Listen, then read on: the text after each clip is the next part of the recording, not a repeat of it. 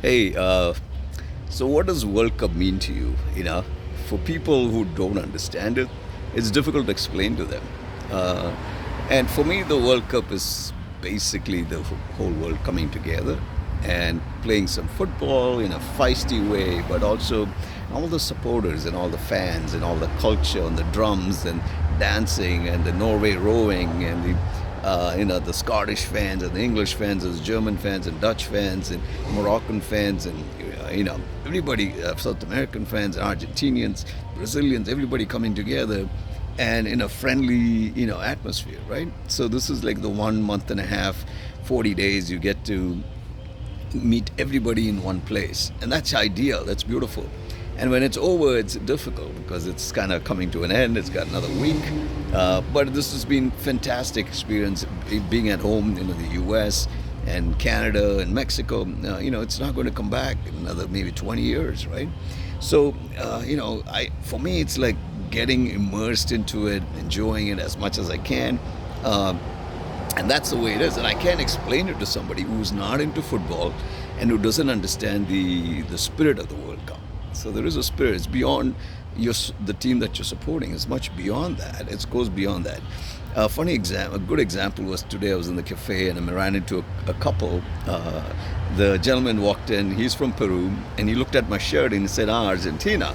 And then the wife walked in and she said, oh, you found another football fan.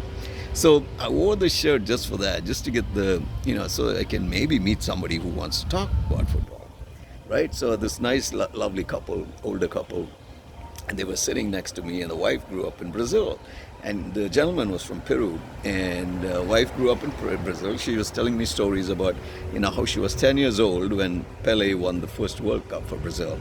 That was 1957, I think. So it's like and she has these lovely memories, and she was very knowledgeable about football, and we talked about Brazilian football, and I told her about Kerala, the state my parents come from in India, and how people in Kerala are either split between Argentina and Brazil. And I've been a fan of Brazil, depending on who the players in the old 1994 Brazil with Romario and Bebeto and then Ronaldinho and Ronaldo and Rivaldo and all those guys in 2002. So I've switched allegiances depending on the players, over the years.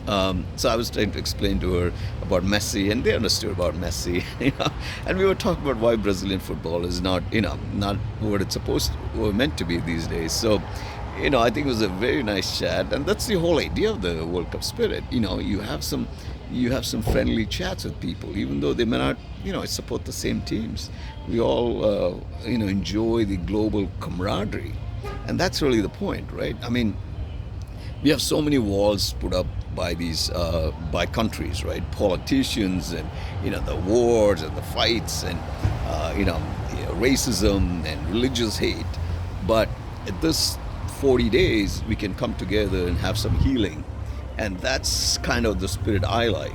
My dad introduced me to football. I introduced my kids to football in the World Cup. And it goes on and on. And if you want, you can be part of it. And nobody's dropping you from being part of it. Get involved, enjoy it. And that's the whole idea. All right. Thanks for listening to my rant. And I'm going to try and enjoy the rest of the World Cup here.